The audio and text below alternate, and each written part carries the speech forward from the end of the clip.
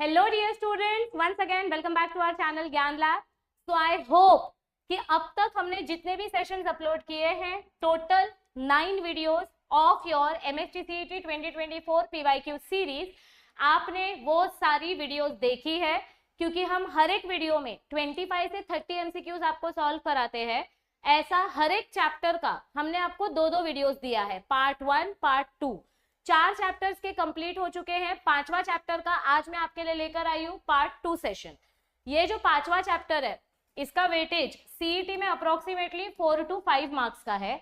तो पार्ट 1 वाले वीडियो में हमने 26 MCQ सॉल्व किए थे, आज के सेशन में 30 MCQ सॉल्व करेंगे।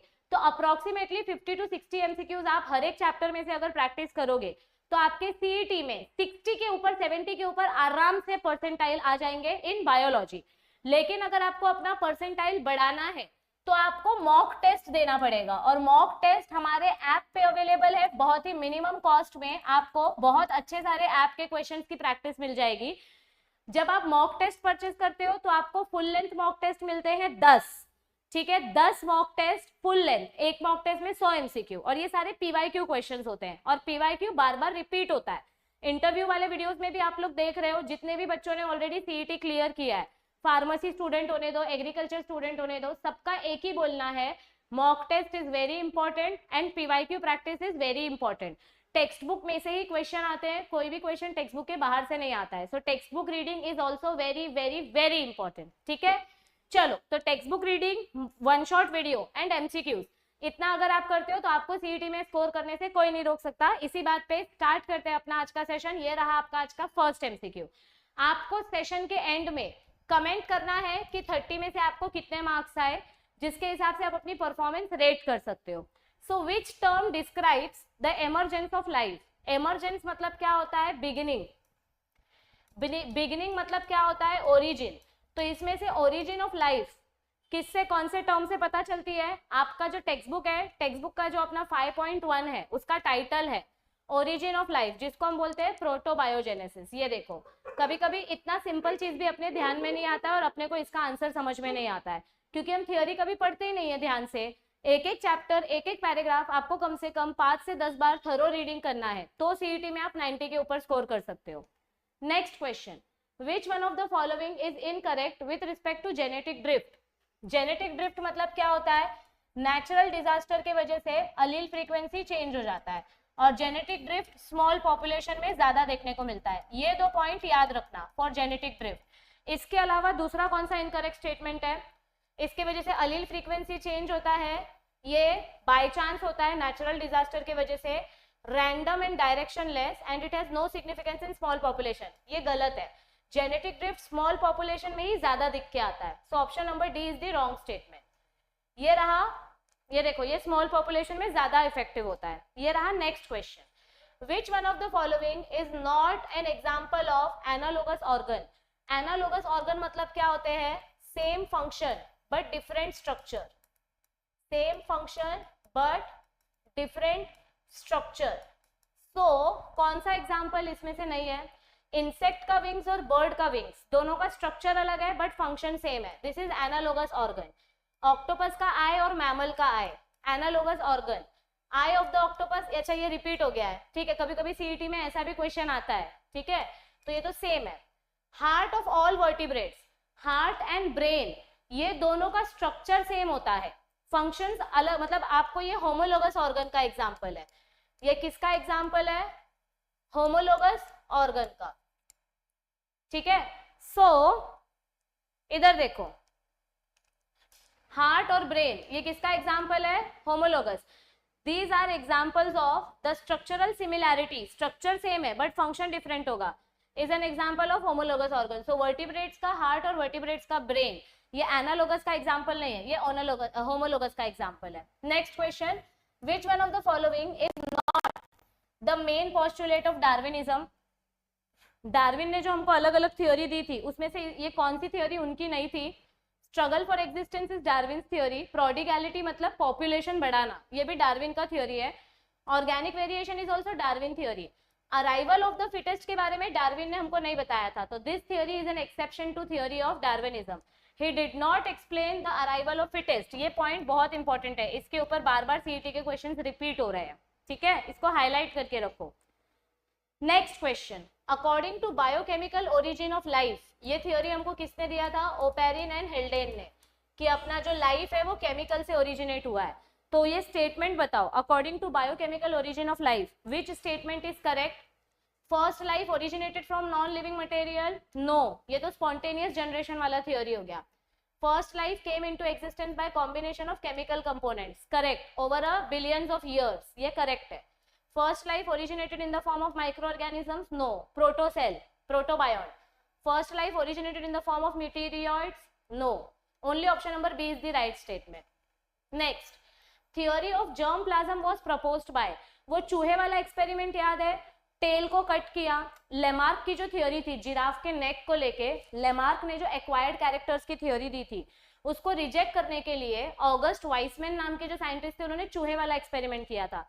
मेल चूहा फीमेल चूहा दोनों की टेल्स कट किया, दोनों को रिप्रोड्यूस कराया, 21 टाइम्स रिप्रोड्यूस कराया, तो भी हर बार टेल के साथ ही बच्चे पैदा हो रहे थे, क्योंकि जब तक आप गैमेट्स में चेंजेस नहीं करोगे तब तक आपके ऑफस्प्रिंग में चेंजेस नहीं होगा। सो theory of germ plasm was given bye August Wiseman, yes, German biologist August Wiseman ने हमको थ्योरी ऑफ जर्म प्लाज्म दी थी।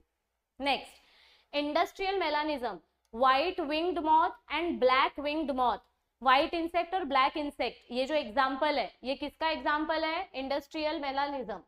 किसका एग्जाम्पल है ये, नेचुरल सिलेक्शन का। जैसे टाइम बदला वैसे ब्लैक इंसेक्ट का पॉपुलेशन बढ़ा, व्हाइट इंसेक्ट का पॉपुलेशन कम हुआ, so it is an example of natural selection. ये देखो सीधा टेक्स्ट बुक का लाइन उठा के सीईटी में, और ये पीवाईक्यू क्वेश्चन है, ये 2023 का क्वेश्चन है, मजाक नहीं कर रही हूँ, लिटरली पीवाईक्यू में पूछा गया है, इतना सिंपल क्वेश्चन, ठीक है। ये सारे क्वेश्चंस आपके 2023 के पीवाईक्यू एकदम latest. The sub order Prosimii include, Prosimii में कौन सा सब ऑर्डर आता है, ये 2018 का है, नॉट 23, इट इज 2018 का पीवाईक्यू। प्रोसिमी में आता है लेम्यूर्स एंड टार्सियर्स, ये देखो इसमें से new world monkey, old world monkey, Prosimii, ये बहुत इंपॉर्टेंट है, और ये पोंगिडे, ये बहुत इंपॉर्टेंट है, इसमें से आपको कोई भी एक एग्जाम्पल मैच करने के लिए पूछा जा सकता है, ठीक है।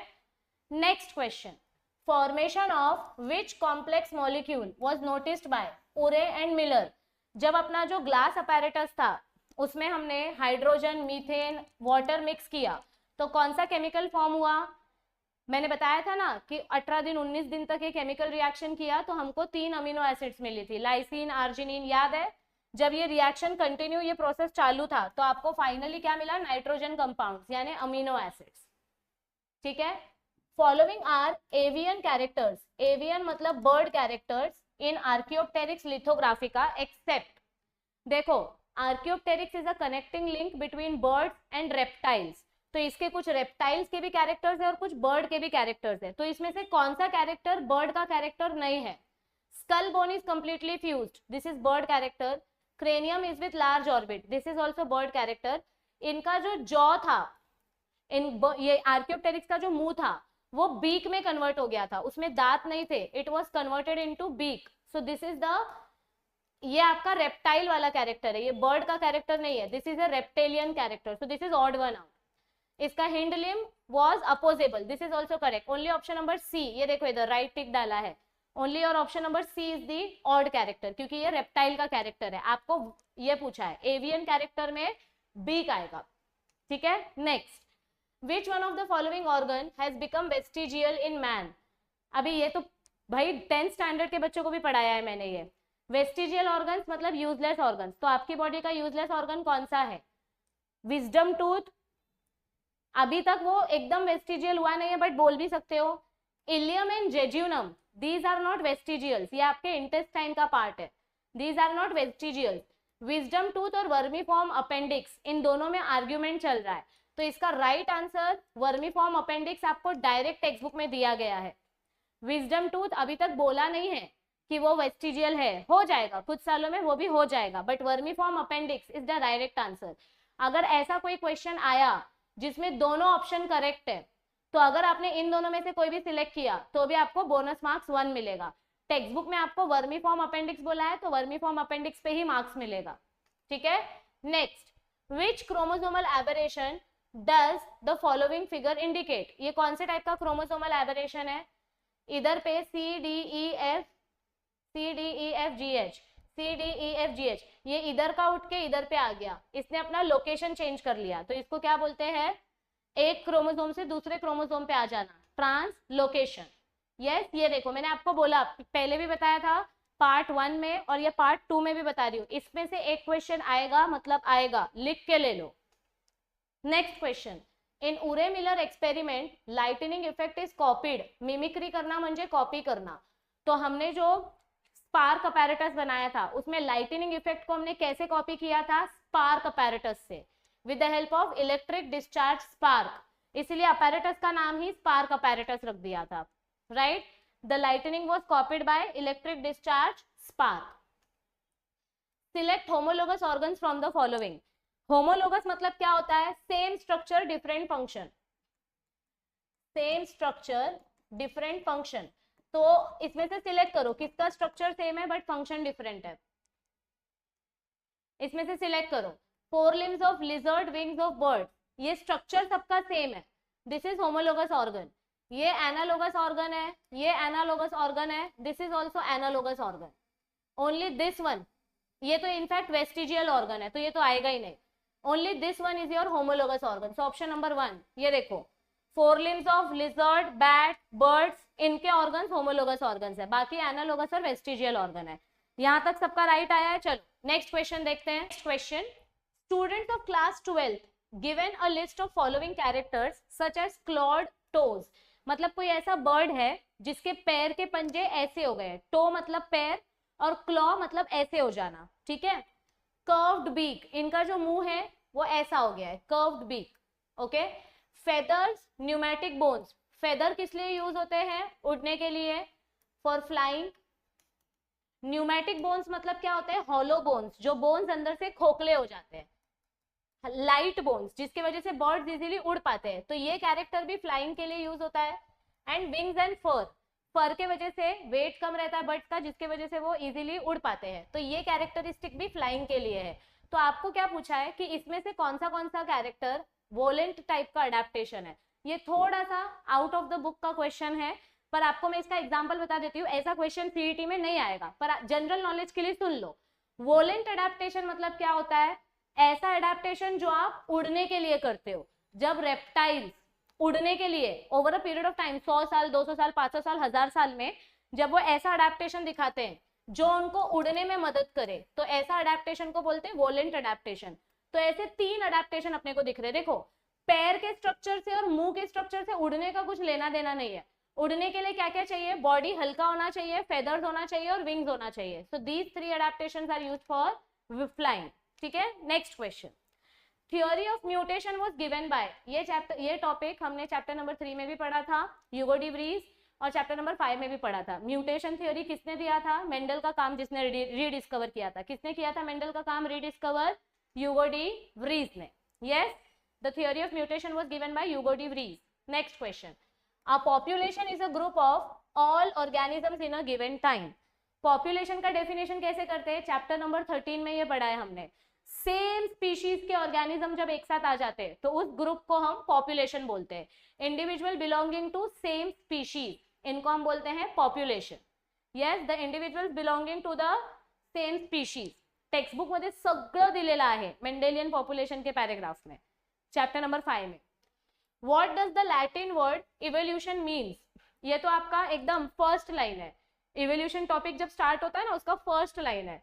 इवोल्यूशन मतलब क्या होता है? द एक्ट ऑफ अनरोलिंग या अनफोल्डिंग, यानी मॉडिफाइंग न्यू कैरेक्टर्स। ये देखो पहला ही लाइन है, ऑर्गेनिक इवोल्यूशन, लैटिन वर्ड, मतलब द एक्ट ऑफ अनरोलिंग और unfolding. Yes, an elephant produces 6 young ones in its life span of 100 years. 100 साल में एक एलिफेंट 6 बच्चे पैदा करता है, तो 750 साल में अगर ये एलिफेंट कंटिन्यू बच्चे पैदा करता रहा और फिर उसके बच्चे से बच्चे पैदा होते रहे, तो ये मल्टीप्लिकेशन होके आपको 19 मिलियन एलिफेंट्स मिल जाएंगे। बट रियलिटी में ये पॉसिबल है क्या? नहीं, रियलिटी में दिस इज नॉट पॉसिबल, क्योंकि रियलिटी में रिसोर्सेज अवेलेबल नहीं होते हैं, कंपटीशन आ जाता है, स्ट्रगल फॉर एग्जिस्टेंस आ जाता है।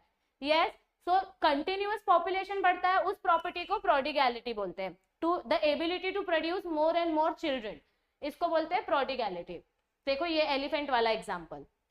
Next question, given below are the two statements, elimination of a particular allele from a population due to natural disaster. अगर नेचुरल डिजास्टर हुआ तो उसको जेनेटिक ड्रिफ्ट बोलते हैं, this is true. Sudden temporary heritable change in a gene is called point mutation, this is wrong. Point mutation मतलब अगर एक gene में चेंज हुआ है, चेंजेस तो कितने भी जीन्स में हो सकते हैं।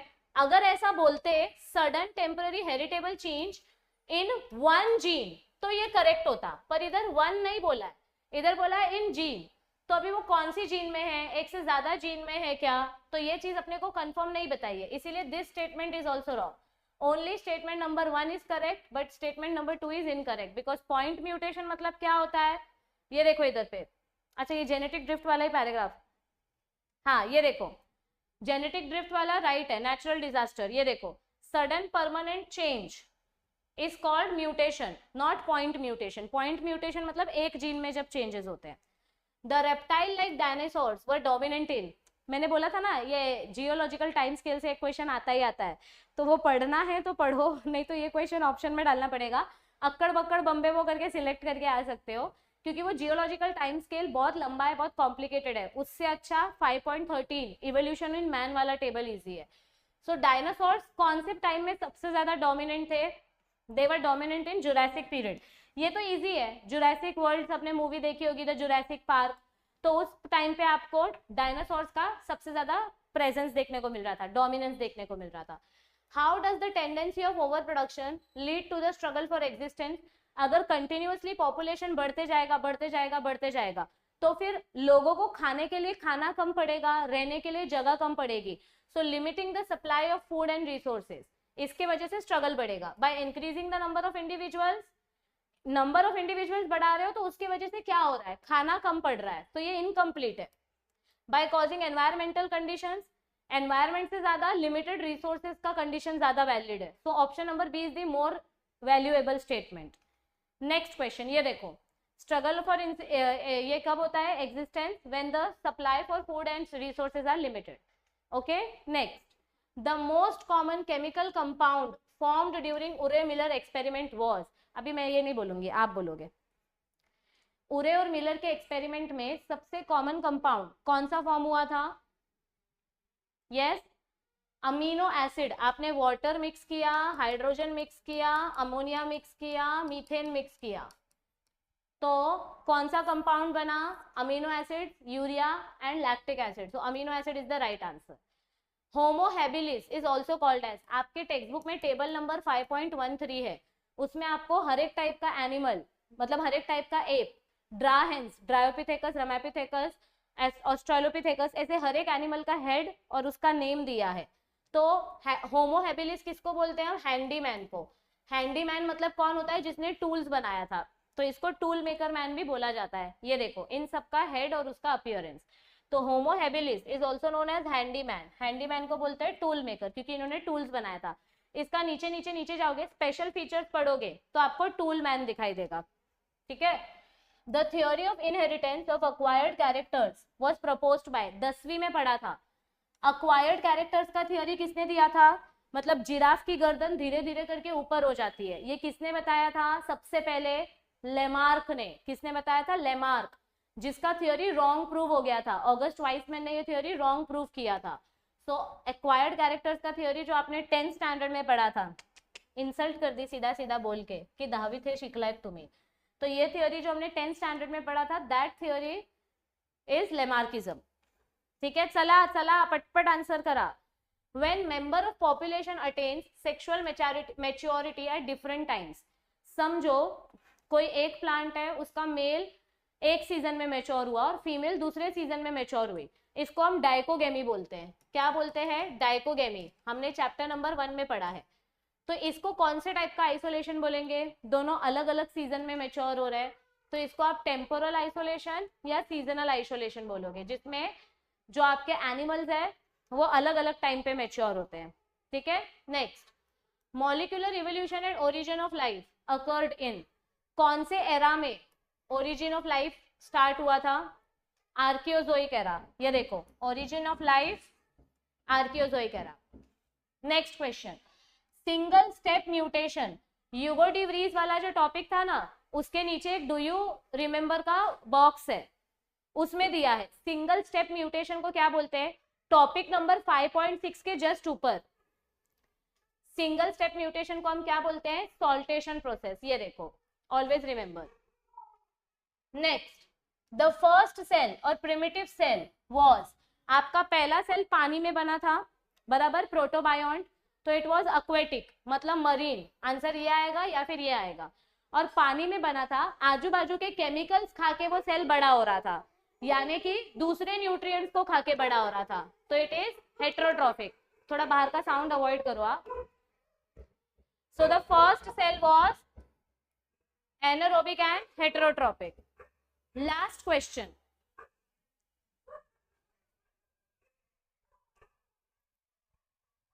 Ecological isolation, ethological, mechanical, temporal.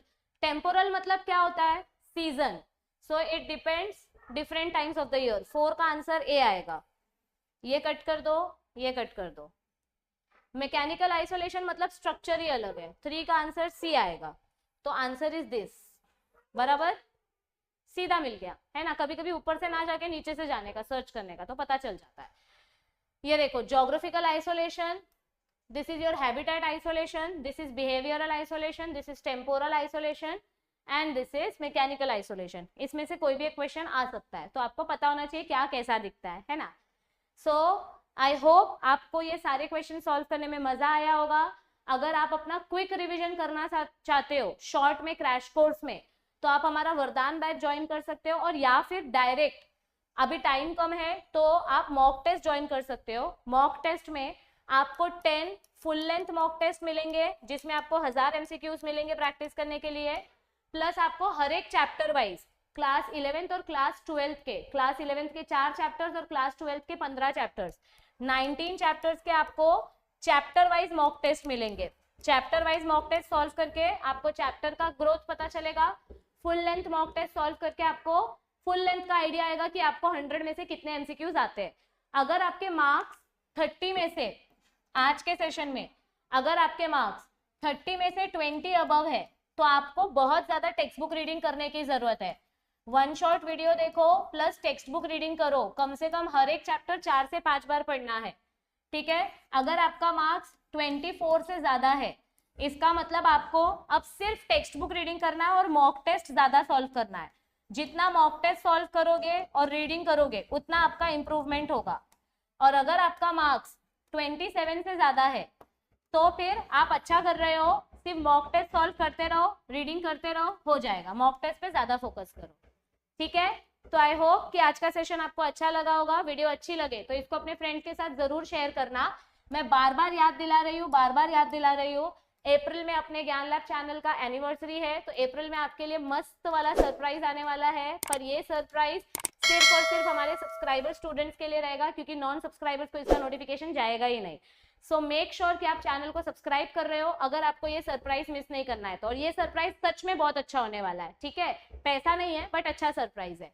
और वीडियो अच्छी लगे तो लाइक कर देना। याद रखो, पढ़ाई करोगे तो ही आगे बढ़ोगे, और पढ़ाई नहीं करोगे तो शायद मैं नहीं बोलूंगी कुछ, ठीक है। ऑल द बेस्ट एवरीबॉडी, पढ़ाई करते रहो, तबियत का ध्यान रखो। हमसे जितना होगा हम आपके लिए फ्री कंटेंट प्रोवाइड करने की कोशिश कर रहे हैं, बस हार नहीं मानना है। लास्ट के कुछ दिन बचे हैं, लगे रहो, क्योंकि अभी नहीं तो कभी नहीं। Bye bye.